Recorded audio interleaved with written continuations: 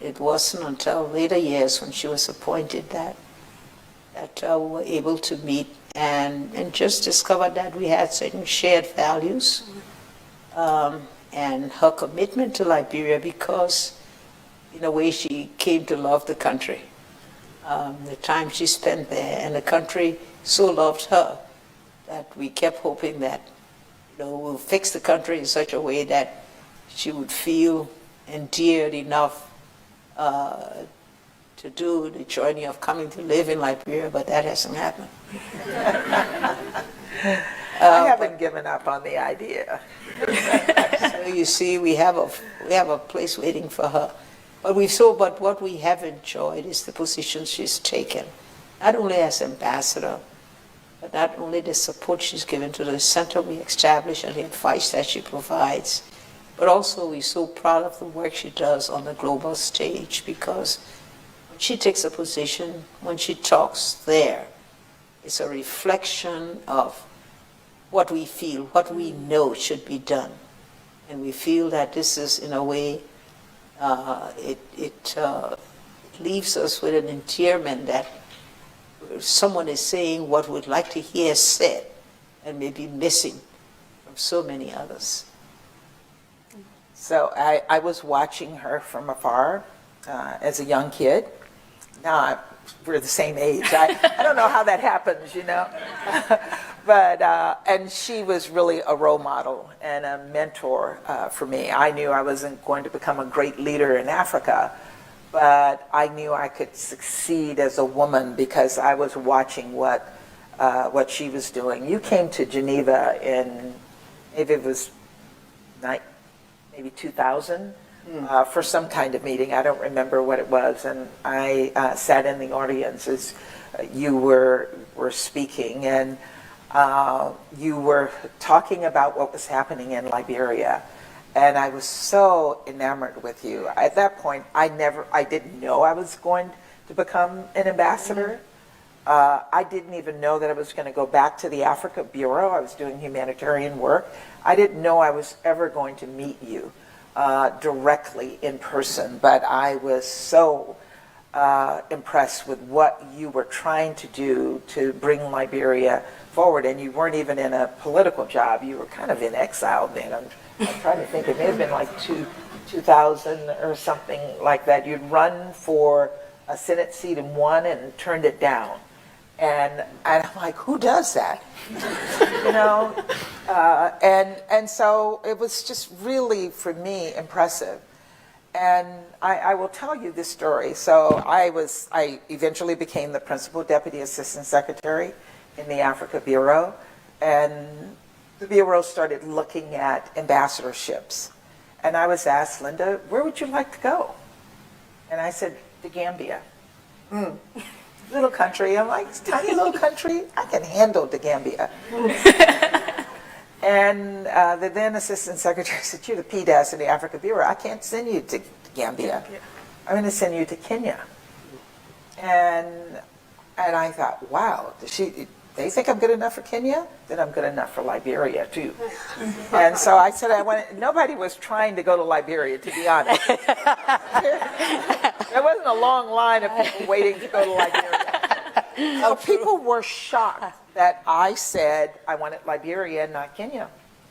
And no one knew my history with Liberia because I hadn't talked about the fact that I'd lived and worked in Liberia when I was in my 20s. But once I said I wanted to go to Liberia, suddenly Liberia was the place that everybody wanted to go to. It's like the PDAS wants to go to Liberia, then it must be pretty good. So I really feel if I accomplish anything, I put Liberia on the map for people who were really interested in doing real work. I mean, people were wanting to avoid Liberia because of what we were seeing on CNN every single day. The news reports were horrific. People were being killed every single day. It was a country at war. Nobody wanted to go there. But Linda wanted to go there. And I did. And that's when our friendship really did bud and develop, and I have a friend for life who I have tremendous respect for, and it's something I will always cherish.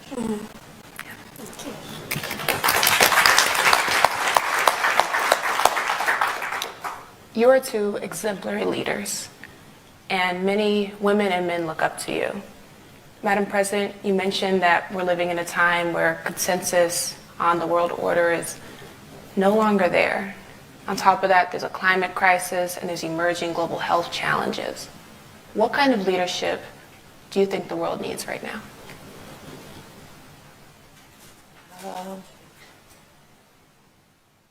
One needs those that are willing to stand by the principles and the standards that they represent and that they have endorsed over the years.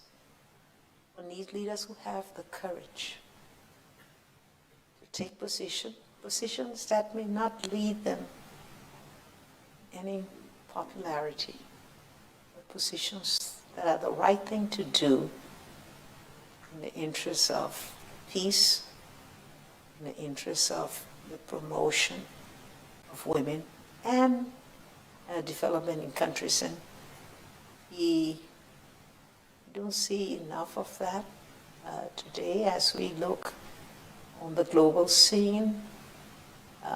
We see too much of individualism, national interest that prevent those that have leadership talent but do not feel committed to be it because of, if you may, selfish national interest. And I think the world needs today strong leaders where there are some of them around, yes. We must also recognize that those who are making the great effort to bring us back to those standards that we all knew in the days of global cooperation that seem to be now threatened, to see if we can encourage them to continue to provide the global leadership that's needed, because it's having an effect in Africa. We thought we had more than 30 democracies 10 years ago. In the last 4 years, we've had 4 coup d'etats, returning us to those terrible old days when coup d'etats led to military leadership and led to great disaffection of the people and not being able to move the country forward. So now we have to go back as African leaders and find the means to address what has happened. But much of it comes from the global scene. It's a bit confusing, it's a bit concerning for all of us, because we've slipped in standing by the international standards we all have known so well. I couldn't agree more with the president, and I would just add, having observed her leadership, that we do need leaders who care about their people. We need leaders who have compassion, who have strong values when they come into office, who are committed to the world order, committed to, as she said, standards. Leaders who believe in the UN Charter and who are willing to stand up for human rights, to stand up for women, and to ensure that their commitments remain as strong as they were when they ran for office. So everybody says the right thing when they're running, and then when they're suddenly in the chair, they do exactly what they want to do. And people don't feel the ability to hold them accountable. So we need leaders who are accountable as well. And there are very few of them. As we look around, not just Africa, but the world. I'm laughing, Linda, because I want to say you need leaders who can get on a global platform and say to a major world leader, "You are wrong, Mr. President."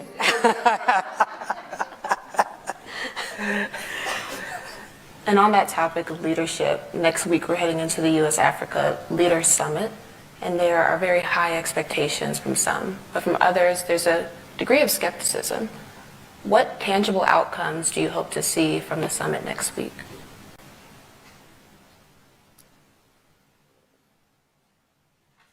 I hope that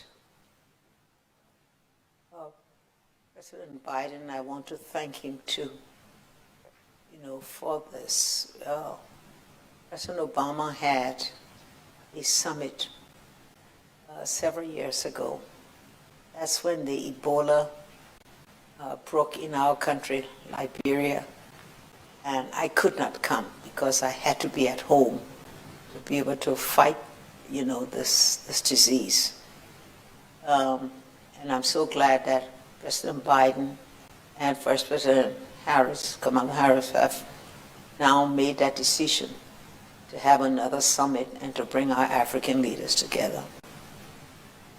I hope that they'll be very straightforward in telling our leaders what is expected of them, recognizing where so many have indeed moved their countries forward, have achieved a lot of their development goals. But for many who determine that they'll hold on to office and thereby sabotage the future of our young citizens, that they need to be told that we must all have our chance to be on the scene, do what we can do, and then pass it on. Have somebody else do it. I know there's disappointments too. I face a disappointment when I passed it on, I got to tell you that. and sometimes I have to stop and say, did I do the right thing? But it was the right thing to do. And what has happened cannot be an excuse not to follow the rules and the regulations.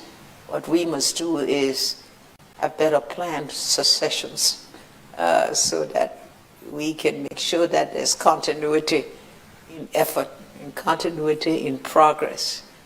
And that, I think, all of our leaders should be encouraged to think in that way, that there's always a good succession, there's always continuity if it's planned properly and if it's exercised rightly. So I think that's where we stand.